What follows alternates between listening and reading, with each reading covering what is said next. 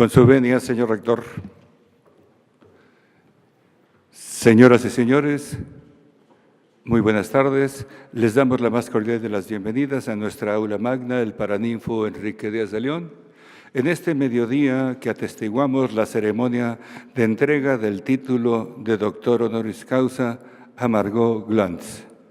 Nos acompañan presidiendo este acto la doctora Patricia Córdoba Abundis, jefa del Departamento de Letras del Centro Universitario de Ciencias Sociales y Humanidades.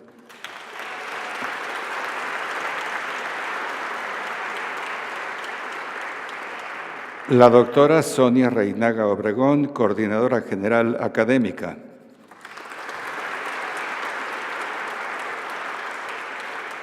El doctor Héctor Raúl Solís Gadea, rector del Centro Universitario de Ciencias Sociales y Humanidades.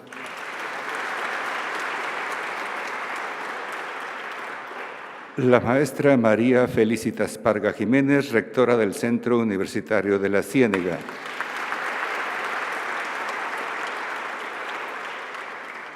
El maestro José Alfredo Peña Ramos, secretario general de nuestra alma mater.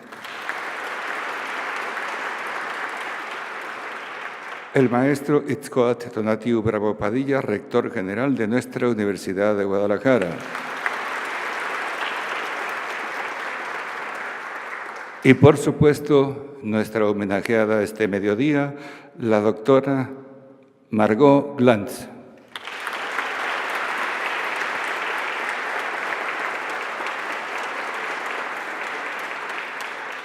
En primer término, escucharemos las palabras de la doctora Patricia Córdoba Abundis.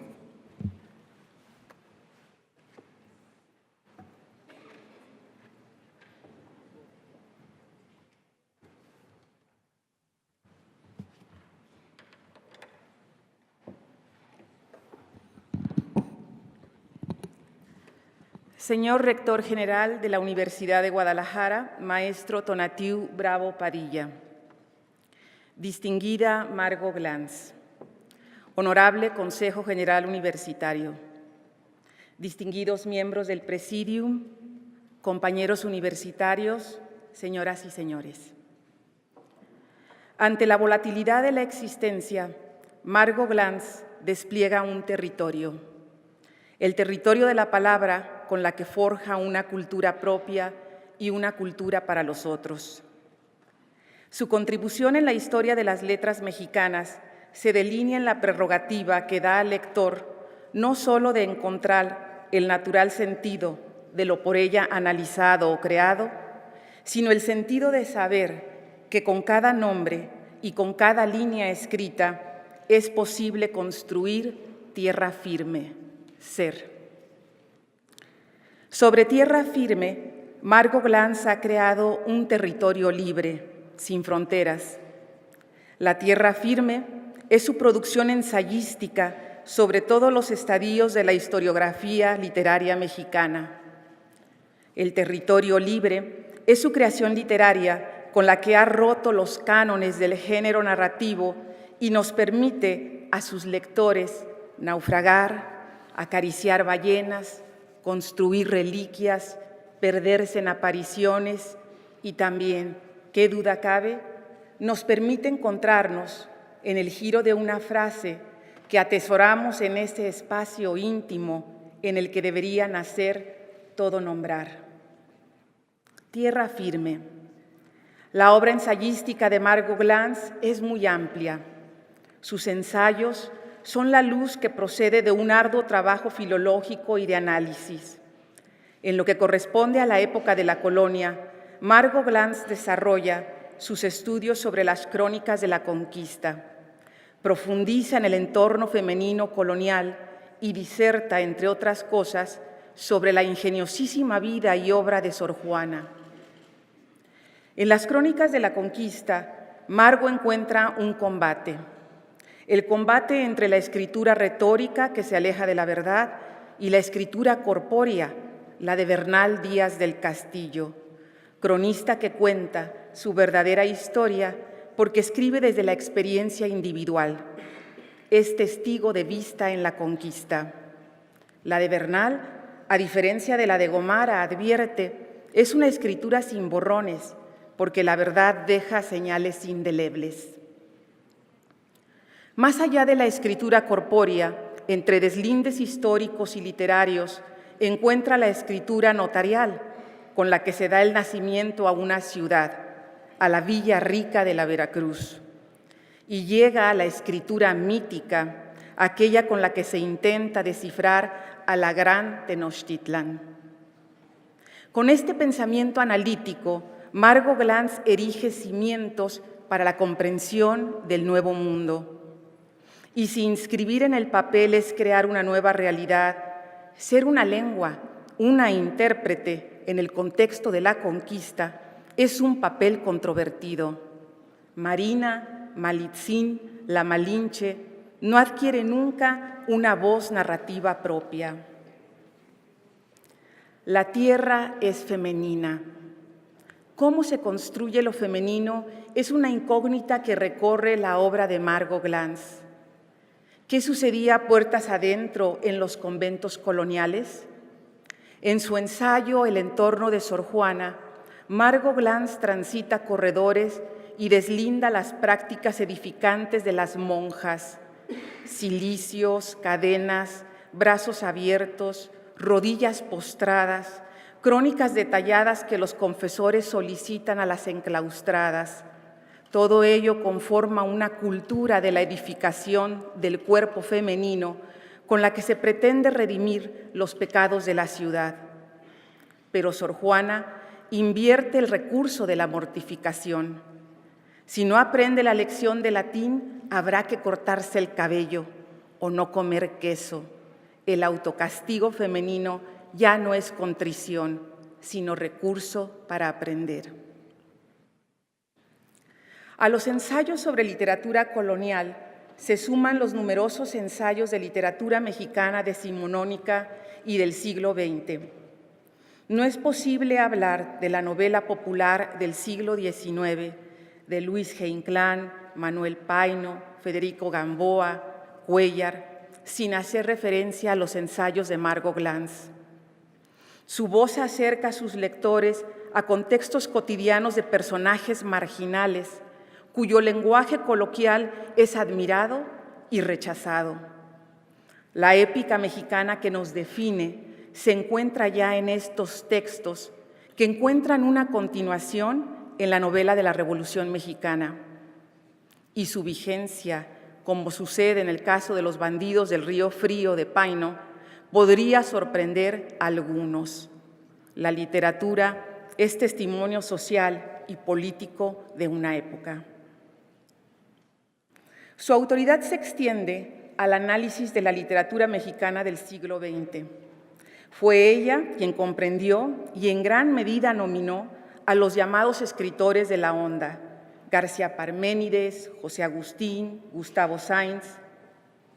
Su mirada, siempre atenta y abierta a la innovación, no solo desentrañó el significado de estos nuevos contenidos que abordaron el conflicto de la existencia de los jóvenes setenteros, sino el valor idiomático y estético de un lenguaje procaz que esta nueva generación plasmó en su narrativa.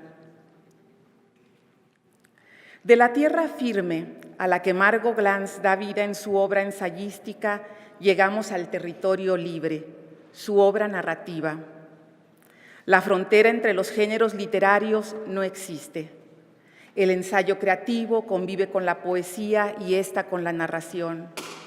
Su poética, como ella misma lo dice, es la de la fragmentación, la de la impronta breve, la de la imagen literaria que capta el detalle, una parte del cuerpo, una sensación, un gesto, un instante. Trabajar con la fragmentación, afirma, permite que el lector reconstruya el texto y le dé unidad, entreverada, diluida y a la vez fuertemente sugerida. Cada uno de los textos funciona individualmente por cuenta propia y a veces la fragmentación es tal que llega a convertirse en pulverización. Esa escritura de la brevedad es la que la lleva a establecer conexiones sorprendentes y exquisitas. La boca abierta en un cuadro de Bacon es un grito, pero también es las imágenes que propicia: los dientes de un niño, los muñones bajo una prótesis dental, su boca bajo el yugo del dentista y todas las bocas que su memoria personal y libresca la llevan a fabular. Con esta pericia estética del detalle, innovadora y luminosa, Margot Glantz desafía el quehacer literario tradicional. La trama por momentos desaparece en sus narraciones. En su novela Apariciones, el cuerpo femenino es redimido y lo hace mezclando en su personaje, Lugarda de la Encarnación, el arrebato místico y erótico. Ahí la conciencia libera, pero también angustia. El amor que empieza como lava termina sin vegetación, escribe. En De la amorosa inclinación a enredarse los cabellos, Margot explora una excrescencia del cuerpo al detalle, el cabello, su simbolismo a lo largo del tiempo, su presencia en la literatura, en culturas diversas, su referencia en los proverbios, son la materia con la que despoja de frivolidad a la cabellera andante a lo largo de los siglos. Margot Glantz, como su padre, el poeta Jacobo Glantz, eligió la palabra para construir un territorio propio en un país cuya lengua y cultura les fueron en principio extrañas.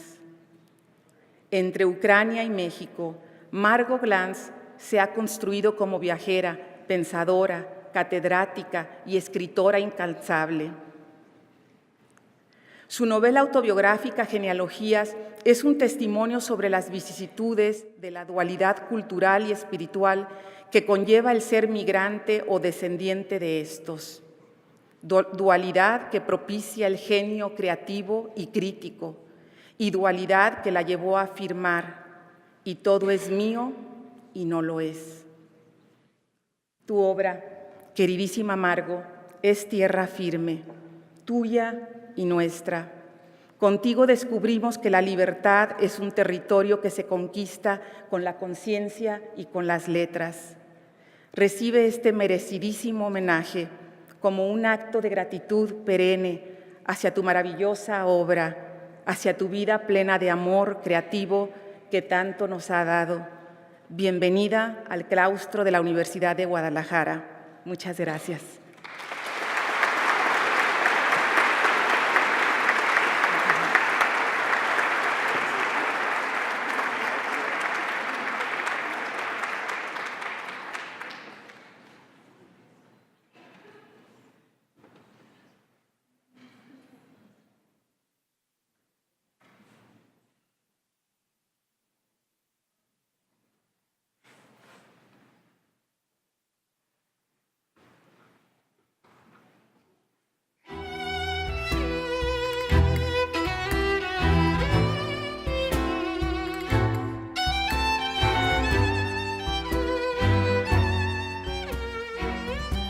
Las palabras escritas sobre un papel han sido el ropaje que envuelve a Margot Glantz desde que era una niña.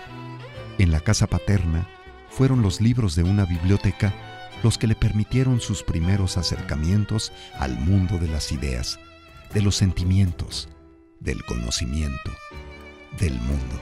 Margarita Glantz Shapiro nació en la Ciudad de México en 1930. Ahí se establecieron sus padres, judíos de origen ucraniano, quienes encontraron en este país latinoamericano una nueva nación para ellos y un refugio. La década de los años 40 fue determinante para la vida intelectual de Margot Glantz. A sus 14 años se incorporó a una organización judía de izquierda que luchaba por un Israel socialista. Fue a través de las reuniones con dicha agrupación que el universo de las letras que había explorado comenzó a expandirse aún más. Durante estos años, Margot inició sus estudios de licenciatura en letras inglesas en la Facultad de Filosofía y Letras de la UNAM y conoció a su primer esposo, el profesor Francisco López Cámara, con quien hizo un viaje a Europa por 5 años que le permitió a la joven escritora hacer una maestría en letras inglesas y luego el doctorado en letras hispanas en la prestigiosa Universidad Parisiense de la Sorbonne. A su regreso, y luego de empezar a dar sus primeras clases de Historia del Arte en la Preparatoria 4, Glantz se integraría a la plantilla docente de la UNAM, iniciando así una prolífica y respetada trayectoria académica que ejercería por más de 50 años. Margot Glantz es una escritora integral. Por un lado, ha desarrollado una sólida obra que deja ver su reflexión en las distintas aportaciones de las letras hispanoamericanas. Pienso ahora en sus ensayos sobre Sor Juana Inés de la Cruz y en sus reflexiones sobre lo que viene a ser la literatura novohispana. Pero por otro lado, Margot Glantz ha dado cuenta de lo que puede ser el genio creativo que rompe los cánones literarios. Margot Glantz ha impartido cursos de literaturas clásicas, de las lenguas modernas, letras mexicanas e hispanoamericanas, y también ha sido reconocida como profesora visitante en universidades afamadas alrededor del mundo. En 1966 fundó y dirigió la revista Punto de Partida, editada por la UNAM, y 10 años después comenzaría su labor periodística como colaboradora del periódico 1+1, donde escribiría una columna semanal hasta 1985. A la par, fue invitada a dar clases de teatro en el Centro Universitario de Teatro, en la Compañía Nacional de Teatro, en el Centro de Teatro Clásico y en la Casa del Lago. Labor docente que compaginó con su experiencia en el ámbito de la difusión cultural como directora del Instituto Cultural Mexicano-Israelí, así como del Centro de Lenguas Extranjeras de la UNAM y de Literatura en el Instituto Nacional de Bellas Artes. ¿Qué decir de la obra de Margot Glantz? Tanto como ensayista como escritora ha logrado renovar, por una parte, los anquilosados estudios sobre Sor Juana Inés de la Cruz y también los estudios de la colonia. Y por otra parte, como escritora, ella se adelantó al tipo de escritura que se está haciendo hoy en día. Por ejemplo, sus obras, que podríamos llamarlas ficciones, mejor que casi que novelas, a través de la fragmentación han logrado posicionarse en el tipo de narrativa que se escribe hoy en día. La memoria y los orígenes individuales fueron los temas que marcaron una de sus primeras obras mejor conocidas, Las Genealogías, donde seguiría el rastro de su propio historial familiar y se daría a conocer en el mundo como la autora de un estilo peculiar e innovador que a la postre sería reconocido por su carácter fragmentario. Entre su obra como autora de narrativa destacan también Síndrome de naufragios, De la amorosa inclinación a enredarse en cabellos, Apariciones, Saña, Historia de una mujer que caminó por la vida con zapatos de diseñador. Sus novelas le granjearon gran respeto y premios tan importantes como el Magda Donato, el Premio Javier Villaurrutia, el Premio Universidad Nacional otorgado por la UNAM, el Premio Nacional de Ciencias y Artes, el Premio Phil de Literatura en Lenguas Romances, el Premio Iberoamericano de Narrativa Manuel Rojas, entre otros. Escritora, lectora apasionada e incansable, Margot Glantz también es ampliamente reconocida por su aportación al género ensayístico, particularmente gracias a los libros Narrativa Joven de México, Onda y Escritura, Repeticiones, La Malinche, sus padres y sus hijos, Esguince de cintura, La desnudez como naufragio, por mencionar solo algunos. Sin embargo, su trabajo crítico ha sido especialmente laureado por su minuciosa investigación y análisis sobre la vida y obra de la poeta mexicana Sor Juana Inés de la Cruz. A lo largo de sus más de 50 años de carrera académica, Margot Glantz ha sido reconocida como profesora emérita de la Facultad de Filosofía y Letras de la UNAM, miembro del Consejo de Humanidades de la Universidad de Princeton, miembro del Consejo Consultivo del Programa de Estudios Latinoamericanos de Joseph Henry House en la misma universidad, investigadora emérita del Sistema Nacional de Investigadores, doctorado honoris causa por la Universidad Autónoma Metropolitana, la Universidad Autónoma de Nuevo León, la Universidad Nacional Autónoma de México y la Universidad de Alicante. Además, ha sido beneficiaria de las becas Guggenheim y Fundación Rockefeller y ha recibido la Medalla de Oro de Bellas Artes. Fue nombrada miembro de número de la Academia Mexicana de la Lengua y recientemente se le otorgó el Premio Alfonso Reyes, otorgado por el Colegio de México a su trayectoria, entre al menos otra docena más de premios y reconocimientos. Poseedora de una inteligencia arrebatadora y un compromiso con temas relacionados con el erotismo, el cuerpo, la migración y la memoria. Bueno, pues por acá para sumarme a la celebración y al reconocimiento de nuestra muy admirada y muy querida Margot Glantz por parte de la Universidad de Guadalajara. Y bueno, pues mandarle antes que nada un abrazo lleno de cariño, pues con un enorme gusto de saber que es reconocida y que nos sigue abriendo puertas a tantos de nosotros con su literatura y su trayectoria, que es muy impresionante. Querida Margot, hace ya más de 20 años que nos conocemos y sabes que en todo este tiempo no he dejado de admirarte. Te admiro como investigadora porque en todos los temas que abordas, y son muchísimos, siempre sabes encontrar un punto de enorme interés que nadie había visto antes. Te admiro también como docente porque tienes ese entusiasmo que transmites en tus clases y esa curiosidad, esa búsqueda de conocimiento que te asemeja tanto a tu querida Sor Juana. Y por supuesto como ser humano, porque tu generosidad, tu lucha por la defensa de las personas que realmente lo necesitan, con propuestas muy concretas, y ese cariño, esa generosidad que siempre das a tus amigos, pues te hacen única. Queridísima Margot, estoy muy contenta de que la Universidad de Guadalajara te otorgue el honoris causa. Y no solamente hablo por mí, sino también por los profesores y profesoras del Departamento de Letras, que hemos seguido atentamente este proceso. Y no solamente celebramos el hecho de que te lo entreguen, sino también toda tu trayectoria, tanto académica como literaria, porque finalmente representas todos los valores que queremos seguir en nuestro departamento y como humanistas. Ya que solamente podemos decirte gracias a todo el legado que nos has dado. Para terminar, quisiera decirte que sigas yendo de siglo en siglo, curiosa, leve y eterna. Te queremos, Margot. Mi querida madre Solo hay dos, te felicito infinitamente por este nuevo premio y te mando muchísimos besos y muchísimo amor. Excelsa, excelentísima, maravillosa maestra, doctora, amiga, madre putativa, te adoro. Yo estoy muy contenta de que la Universidad de Guadalajara te ofrezca ahora ese merecidísimo honoris causa. Disfrútalo y desde luego desde aquí, desde Alicante, yo también lo estaré disfrutando contigo. Queridísima Margot, estoy muy feliz de que te hayan concedido este honoris causa por la Universidad de Guadalajara, una universidad que tanto aprecio y con la que tengo una relación intensa. Es un premio muy, muy, muy merecido.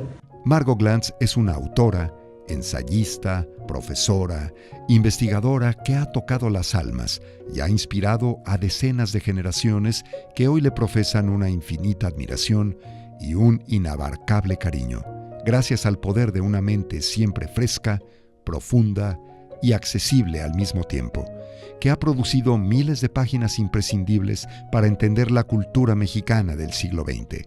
Por sus logros y aportaciones, imposibles de resumir en unos cuantos minutos, hoy Margot Glantz es nombrada doctora honoris causa por la Universidad de Guadalajara.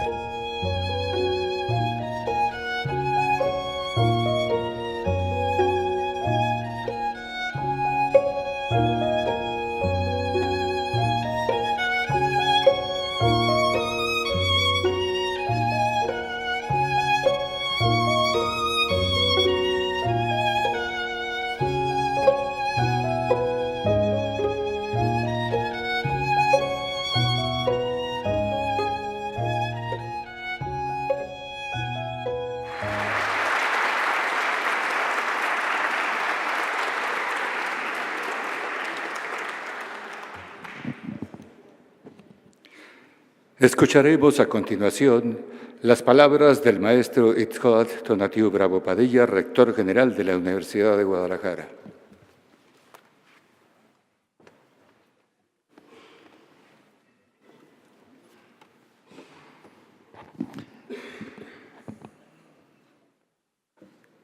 Margot Glantz convierte el espacio de la escritura en el lugar sin límites. Sus textos trascienden las habituales fronteras que separan al ensayo de la narración, de la glosa y la traducción, a la memoria del poema, de la crítica de arte, de la crónica social, del chisme menudo, a la confidencia de la iluminación, a veces nostálgica, a veces maliciosa, del secreto. Esto escribió la académica e investigadora argentina Celina Manzoni sobre la obra de Glantz. Iluminación a la que podríamos añadir la generosidad con la que esta autora se ha acercado a la Universidad de Guadalajara. Distinguidos miembros del Consejo General Universitario, distinguidos miembros de nuestro presidio, querida doctora Margot Glantz, estimados estudiantes que nos acompañan el día de hoy de la Escuela Preparatoria de Mezquitic y que forman parte de la comunidad birrárica del norte de Jalisco. Maestros eméritos, estimados miembros de la comunidad universitaria, distinguidos invitados. En nombre de la Universidad de Guadalajara, les expreso una cordial bienvenida al Paraninfo Enrique Díaz de León con motivo del acto de entrega del doctorado honoris causa a Margot Glantz Shapiro. Nuestra homenajeada ha escrito una prolífica obra constituida por novelas, cuentos, ensayos, textos académicos y artículos para revistas, libros, periódicos y medios electrónicos que han contribuido al estudio de las letras novohispanas y la defensa de los derechos de las mujeres. En los textos de Margot Glantz, cada palabra, frase o párrafo forma parte de un arduo aprendizaje que la autora ha descrito de la siguiente manera.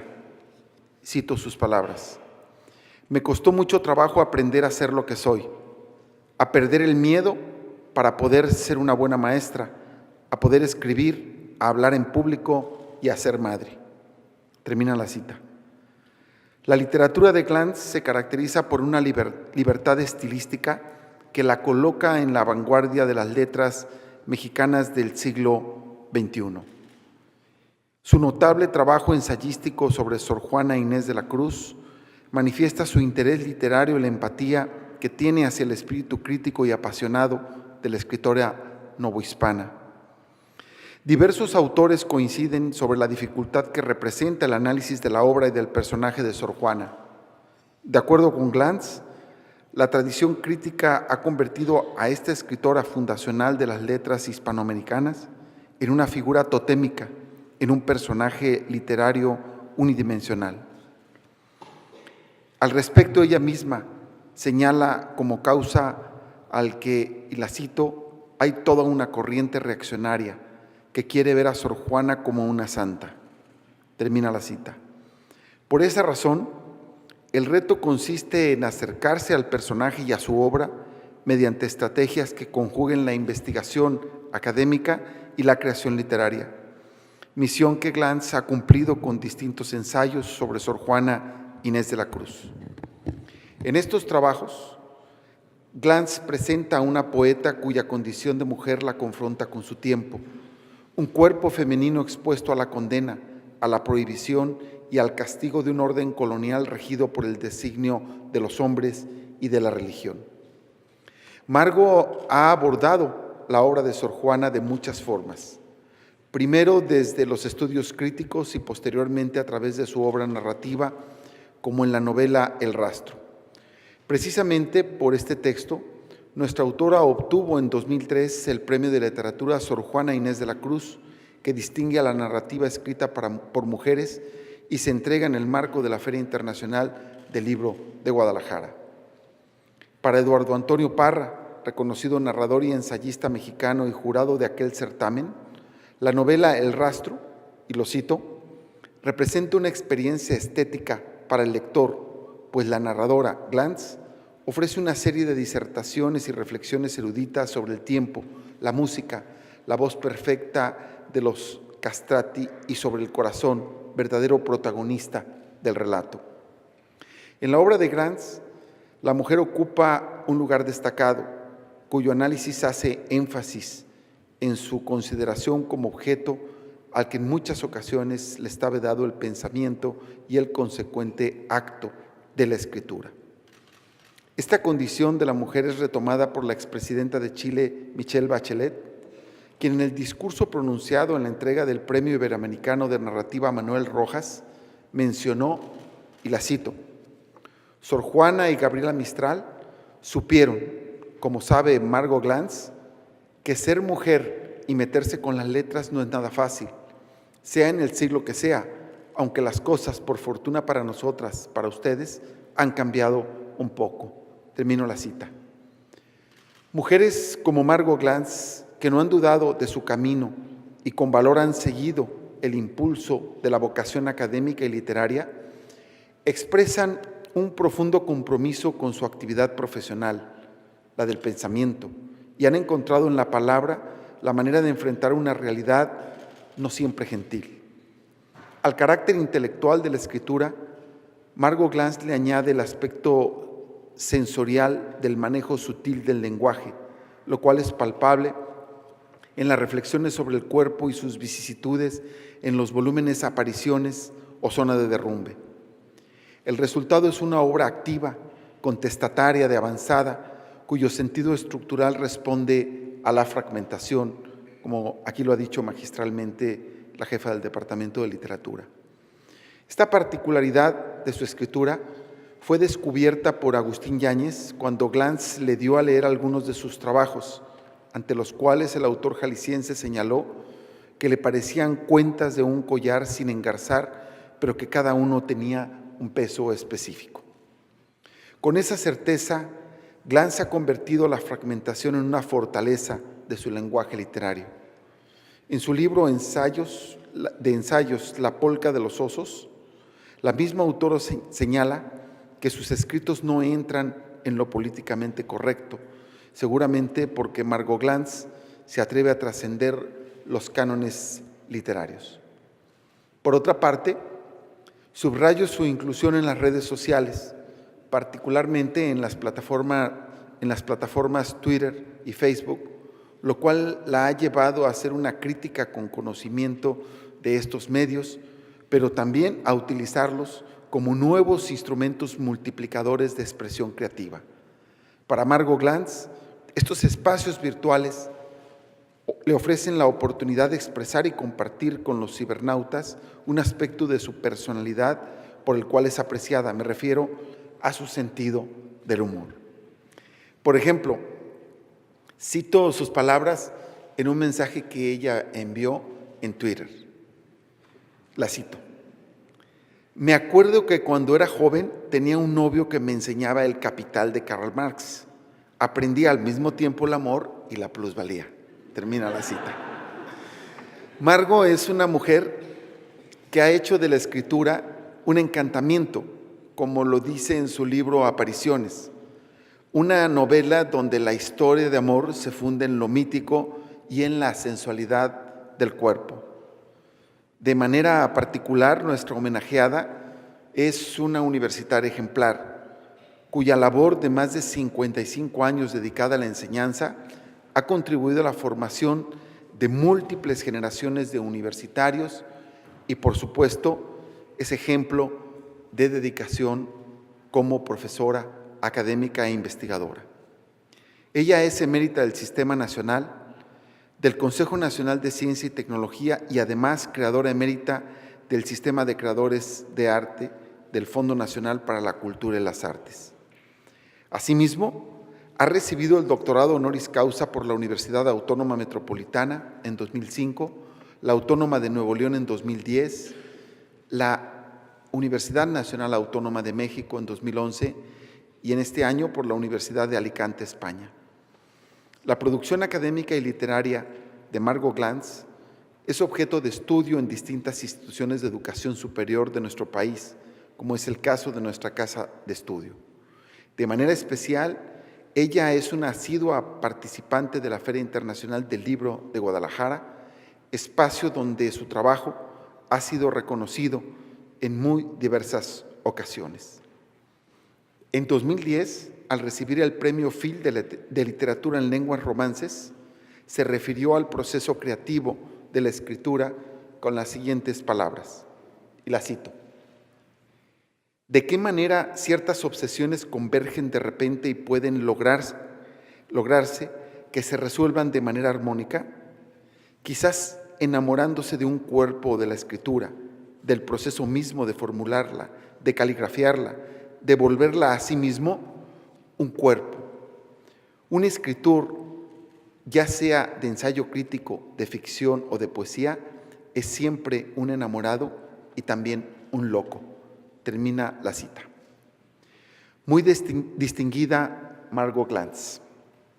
La Universidad de Guadalajara es una comunidad convencida de que el país necesita de mujeres que, como es su caso, sean ejemplo de talento, creatividad e iniciativa para las generaciones de estudiantes presentes y futura. El día de hoy, la Universidad de Guadalajara, por mandato del Consejo General Universitario, le otorga y le entrega el título Doctor Honoris Causa por sus valiosas aportaciones en los ámbitos de la literatura y la reivindicación de la mujer que han enriquecido la cultura de México y el mundo, así como por su labor académica y de investigación. Es un honor y un orgullo que usted forme parte de la comunidad académica de nuestra alma mater. Bienvenida, muchas felicidades y muchas gracias.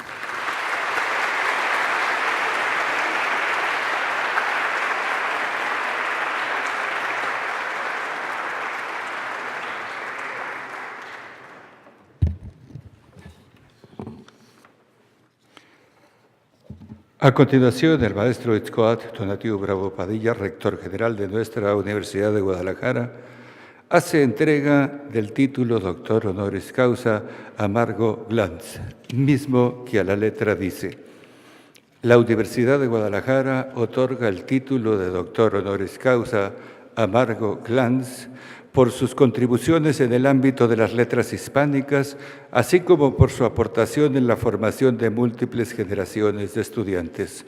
Atentamente piensa y trabaja, Guadalajara, Jalisco, México, noviembre 30 de 2017, y firman maestro Itzcoatl Tonatiuh Bravo Padilla, rector general, doctor Miguel Ángel Navarro, vicerrector ejecutivo, y maestro José Alfredo Peña Ramos, secretario general.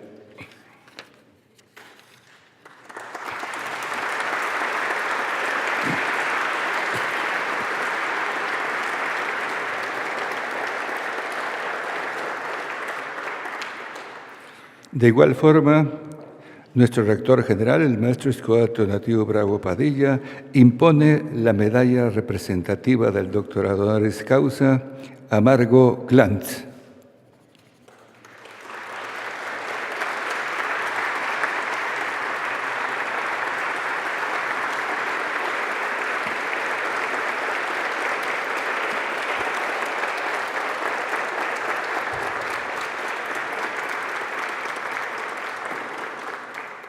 Escuchemos ahora el mensaje de Margot Glantz.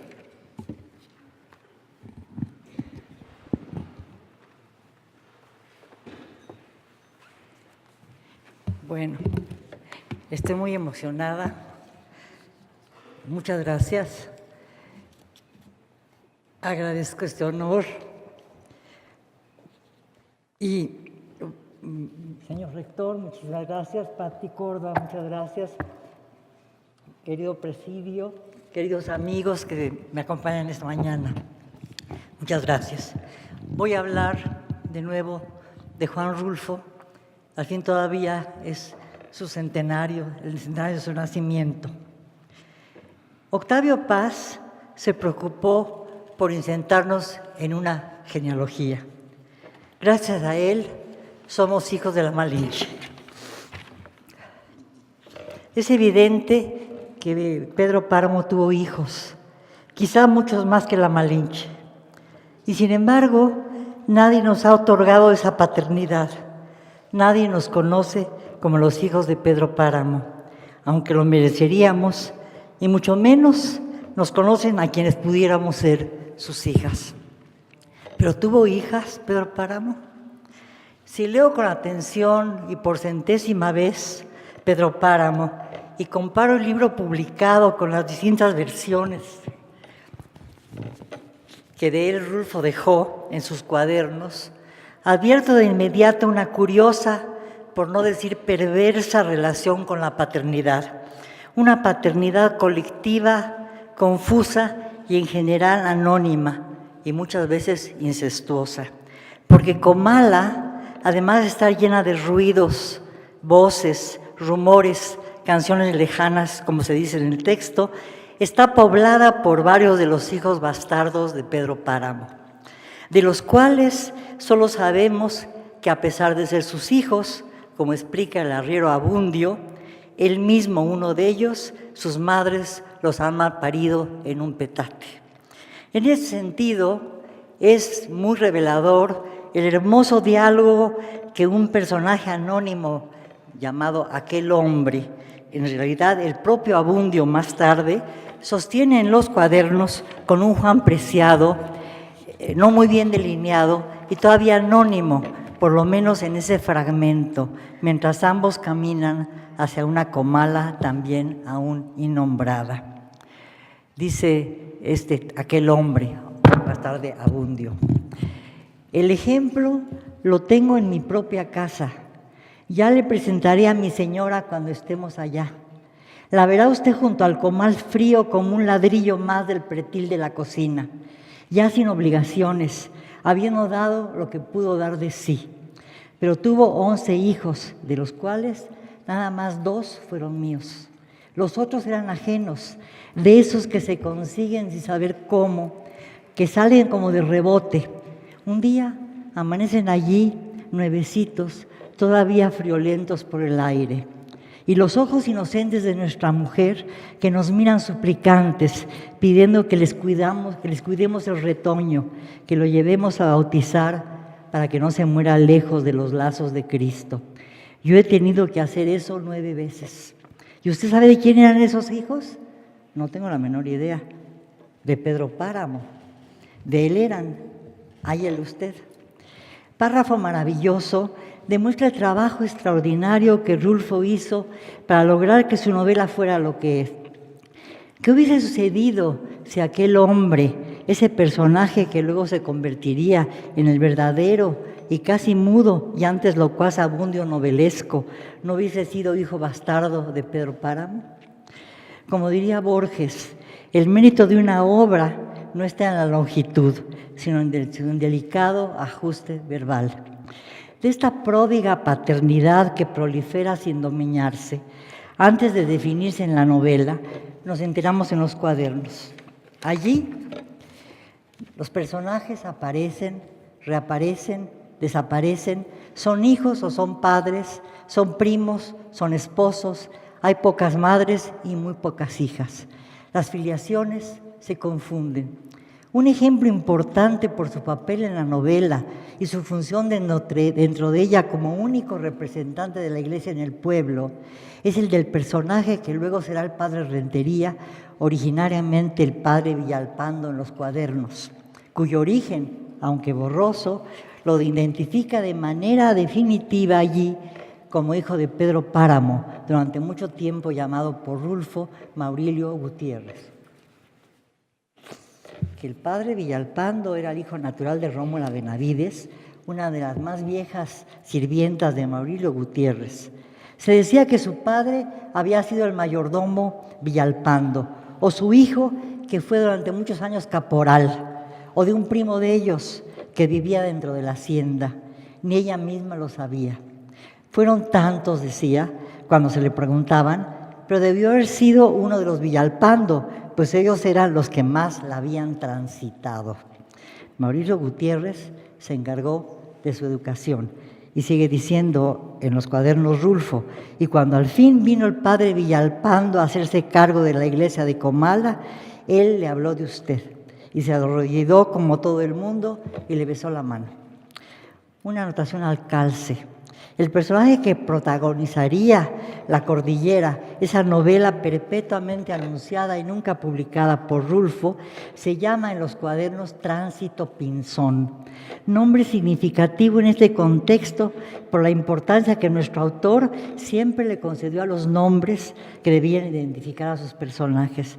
De esa manera podríamos inferir que de haber trascendido literariamente, Tránsito Pinzón hubiese sido hijo de una mujer intensamente transitada. Y de verdad, una verdad oscurecida por las borraduras novelescas, el padre Villalpando, refigurado en la novela como el padre Rentería, era hijo bastardo de Pedro Páramo en los cuadernos. Los bastardos, los naturales y los legítimos. En un fragmento intitulado Mi pueblo, mi lucha contra Maurilio Gutiérrez, el personaje Villalpando exclama: yo mismo pensaba que soy un capricho de él, y como yo hay muchos. Quizá este pueblo esté plagado de bastardos que llevan su sangre y a quienes ha envenenado con su autoridad insana y concupiscente. Hay 3 hijos con nombre y apellido en Pedro Páramo: Juan Preciado, Miguel Páramo y Abundo Martínez, o sea, el hijo legítimo con apellido de bastardo, el natural con nombre legítimo y el bastardo asesino, conductor de su medio hermano al reino de la muerte en vida. Pedro Páramo, lo sabemos, se casa con Dolores Preciado, la de los bellos y tiernos ojos, la dueña legítima de la media luna, esa hacienda que cimentará su fortuna. Dolores, la despojada, la deslegitimizada, la que por casarse legítimamente con Pedro Páramo deslegitimiza y deshereda a su propio hijo. Augusto Roa Bastos, dice en un ensayo sobre Juan Rulfo: pero Juan Preciado, el hijo legítimo, el mestizo puro, llevaba muy adentro de su íntima oquedad otra manda casi póstuma, no menos sagrada, la esperanza de reencuentro con su padre. Llega a Comala guiado por su medio hermano Abundio, digamos el hijo natural, el mestizo desnaturalizado, quien ya ha ejecutado la venganza. El acto de Abundio, sigue diciendo Roa Bastos, lo desobliga sin saberlo, del ajuste de cuentas, pero es un acto de un tornatrás hecho por un tornatrás. No lo libra de la pesada carga de la esperanza que era, eso es Rulfo, aquel señor llamado Pedro Páramo. No lo nombra mi padre, dice Augusto Roa Bastos, sino el marido de mi madre. Un hijo legítimo que llama a su padre legítimo el marido de mi madre, legitimando su condición de deshijado y convirtiéndose así en hijo legítimo de un padre desconocido. Miguel, llamado primero Esteban en los cuadernos y destinado allí a ser esposo de Susana San Juan, bautizada en ese texto como Susana Foster, consumando avant la lettre un incesto narrativo, no tiene literalmente madre, pues está muerto al alumbrarlo. Si caigo en la pedantería de los juegos de palabras, diría que Miguel se convierte en el desmadrado y Juan en el despadrado. El padre de Rentería, cuya sobrina Ana fue violada por Miguel Páramo, habla así del padre y del hijo, mientras reflexiona si debe concederle el perdón al joven. El asunto, cuando muere, ¿no? El asunto comenzó, pensó Rentería, cuando Pedro Páramo, de cosa baja que era, se alzó a mayor. Fue creciendo como una mala hierba. Lo malo de todo esto es que todo lo obtuvo de mí. Me acuso, padre, de que tuve un hijo de Pedro Páramo. Me acuso de que tuve un hijo de Pedro Páramo, de que le presté mi hija a Pedro Páramo. Siempre esperé que él viniera a acusarse de algo, pero nunca vino. Y ahora él estiró los brazos de su maldad con ese hijo que tuvo. Al que él reconoció, Dios sabe por qué. Lo que sí sé es que yo puse en sus manos ese instrumento. Y curiosamente, Pedro Páramo no siente dolor al enterarse de que ha muerto el único hijo que ha reconocido como suyo. Recuerda en ese momento a su padre y también a su madre, muertos cuando era niño. Sobra añadir que eso nos remite a la propia experiencia biográfica de Carlos Juan Nepomuceno Pérez Rulfo Vizcaíno, en la época en que no era más que un niño que cargaba el peso de un hombre excesivamente largo. En plena borrachera, como sonámbulo, Abundio, el hijo natural, asesina al padre y en medio de su estupor solo recuerda a su mujer, la Cuca, apenas fallecida. Para enterrarla, pide limosna a Pedro Páramo, que espera sentado en su equipal a que la muerte lo acerque a Susana San Juan. Abundio, oxímoron perfecto de su mismo nombre, arriero miserable, le toca el doble papel de guía de su medio hermano y de asesino del cacique. Abundio, privado al mismo tiempo de su mujer, de su hijo, de su libertad y de su padre. Un interludio onomástico. Enumerar los nombres de los personajes, los definitivos y los tentativos en los cuadernos y en Pedro Páramo se vuelve un ejercicio poético. Lo intento. Tránsito Pinzón, Ovillado, Fulgor Sedano, Galileo, Abundio Martínez, Tiburcio Aldrete, Cleotilde, Rómula Benavides, Florencio, mi tía Carolina, Donis, el tartamudo, Damasio el Tilcuate, Perseverancio, el hombre y la mujer, Isaías, Gerardo Trujillo, Casildo, Ángeles, el doctor Valencia, Gamaliel Villapano, mi general Obregón, Juan Nepomuceno, Rulfo Navarro, María Vizcaíno Arias, Cecilia, Julián,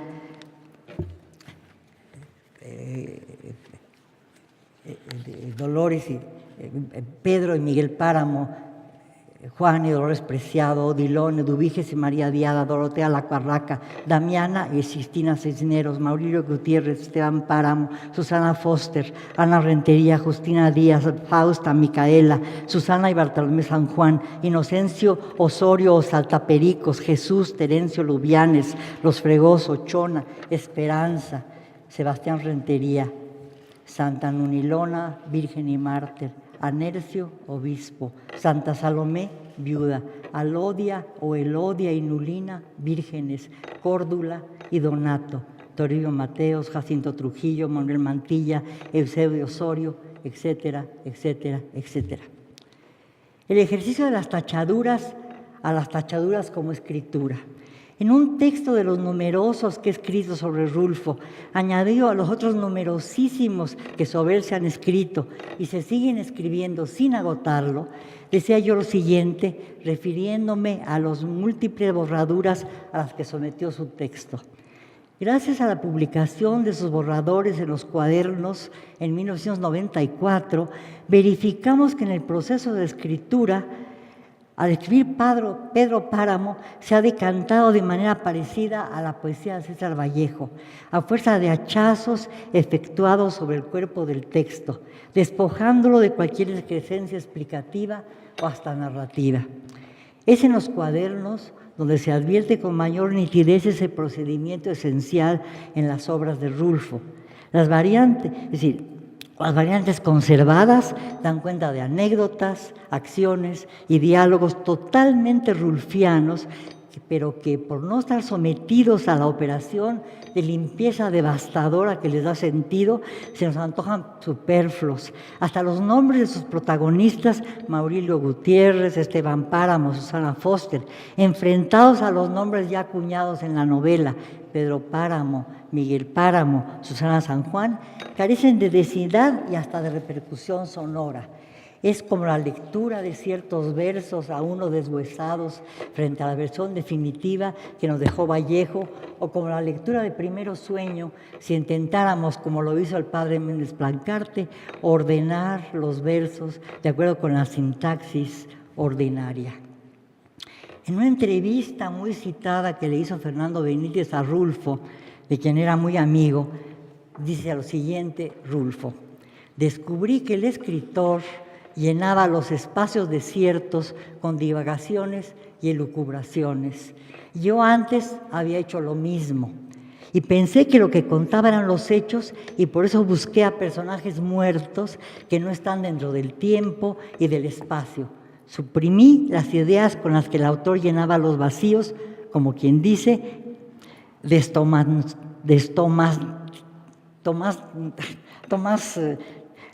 bueno, no importa. Es decir, hizo lo contrario que hizo Tomás Mann en La montaña mágica. Y evité la adjetivación entonces de moda. Se refiere a Yáñez del filo del agua. Se creía que adornaba el estilo y solo destruía la sustancia esencial de la obra, es decir, lo sustantivo. Y agrega contundente: Pedro Páramo es un ejercicio de eliminación. Esto es decir, un ejercicio, intervengo yo, de borraduras. Los nombres del Padre. Y las borraduras se extienden de manera incisiva y constante a las relaciones familiares, relaciones confusas, enracimadas, inextricables, casi imposibles de desenredar, mientras Rulfo las iba pensando y organizando para luego decir, una vez publicada la novela, reeditada 1000 veces y traducida a todos los idiomas, que di con un realismo que no existe, con un hecho que nunca ocurrió y con gentes que nunca existieron.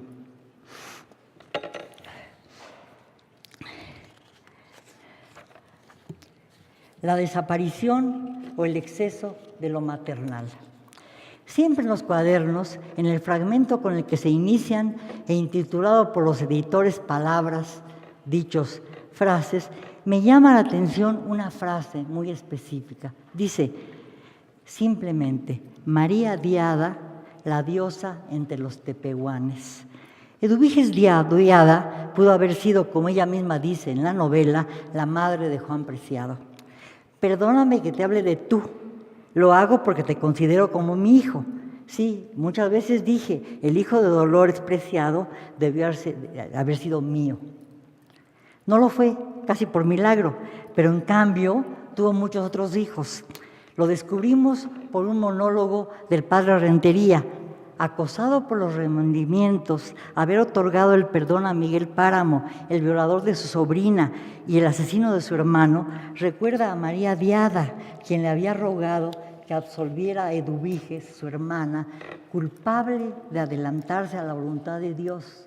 Es decir, como ella le explica a Pedro Páramo, a Juan Preciado, que todo consiste en morir, Dios mediante, cuando uno quiera y no cuando Él lo disponga. O si tú quieres, forzarlo a disponer antes de tiempo. María Diada suplica, pide la absolución, informa. Ella, Eduviges, sirvió siempre a sus semejantes, les dio todo lo que tuvo, hasta les dio un hijo a todos, y se los puso enfrente para que alguien lo reconociera como suyo, pero nadie lo quiso hacer. Entonces les dijo, en ese caso, yo soy también su padre, aunque por casualidad haya sido su madre. ¿Por qué le habrá fascinado tanto a Rulfo el nombre de María Diada, personaje que existe textualmente solo a ser convocada por el padre Rentería?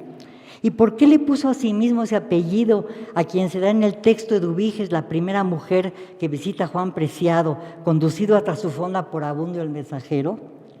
Abundio, emisario entre el adentro y el afuera de Comala, como todos los arrieros cuando no existía ese oficio en México.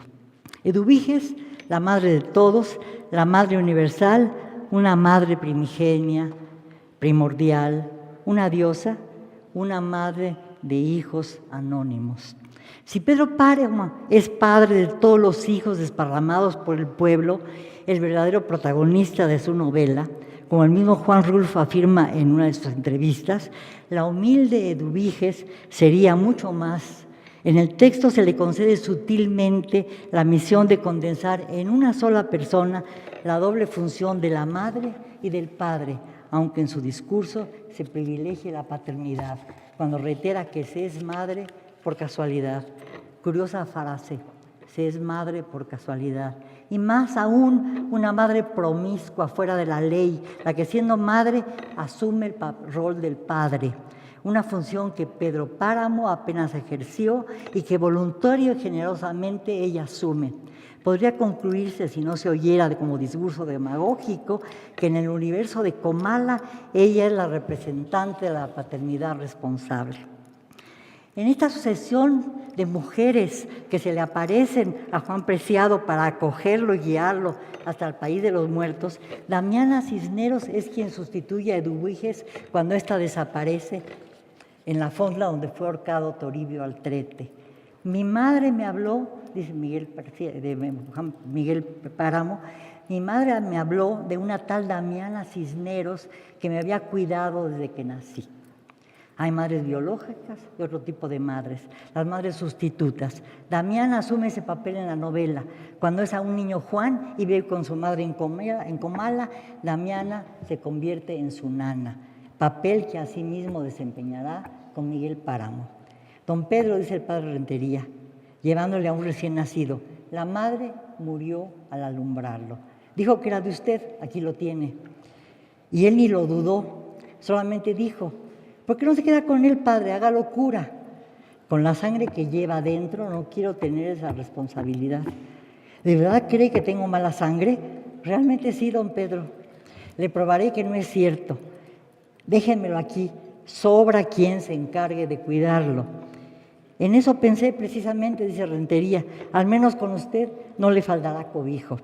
El muchachito se retorcía, pequeño como era, como una víbora. Damiana, encárgate de esa cosa, es mi hijo. Madres universales, como las chichiguas de los bandidos de Río Frío, siempre dispuestas a amamantar, a prohijar. En ese paralelo, en la novela, y encadenando con malicia y perfección a unas mujeres con otras, Rulfo introduce ahora a Dorotea la Cuarraca en su doble papel de alienada y de alcahueta. Dorotea se confiesa con el padre Rentería después del velorio de Miguel Páramo. Ya que no puedo causarle ningún perjuicio, le diré que era yo quien le conseguía muchachos al difunto Miguelito Páramo. Desde que fue hombrecito, desde que lo agarró el chicual. ¿Se las llevabas? Algunas veces sí, en otras nomás se las apalabraba. Y con otras nomás le daba el norte. Usted sabe la hora en que estaban solas y en el que él podía agarrarlas descuidadas. Y la ilusión que ha llevado a Juan Preciado a Comala, esperando encontrar allá a su padre, es también el fantasma con el que vive Dorotea la Cuarraca. La ilusión, dice ella, eso cuesta caro. A mí me costó vivir más de lo debido. Pagué con eso la deuda de encontrar a mi hijo, que no fue, por decirlo así, sino una ilusión más, porque nunca tuve ningún hijo. Ahora que estoy muerta, me ha dado tiempo para pensar y enterarme de todo. Ni siquiera el nido para guardarlo me dio Dios. La ilusión, dice Dorotea, le llegó en un sueño. Dice, en el cielo me dijeron que se habían equivocado conmigo, que me habían dado un corazón de madre, pero el seno de una cualquiera. Enterrada en la misma sepultura que Juan Preciado, sin robarle siquiera tierra a la tierra, porque está acostada encima de él, como dice Rulfo, en el hueco de sus brazos, acunada por él, Dorotea se convierte en la hija de Juan Preciado y en su madre primordial. Así, concluyo aquí, Pedro Páramo no dejó hijas, o por lo menos hijas que llevaran su nombre, pero sin quererlo ni buscarlo, Juan Preciado es en la novela el único padre-madre de una hija estéril deshijada. Muchísimas gracias.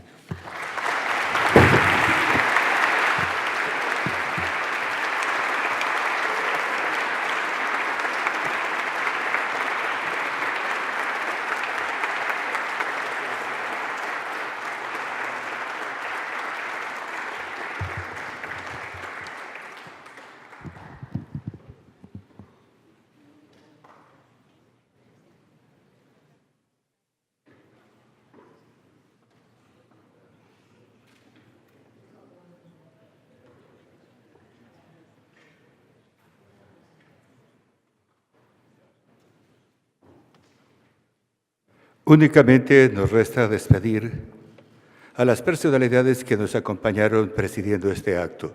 Y a todos ustedes por su presencia, muchísimas gracias. De igual forma, los invitamos a departir con un vino de honor que será servido en el foyer de este edificio. Que pasen muy buenas tardes.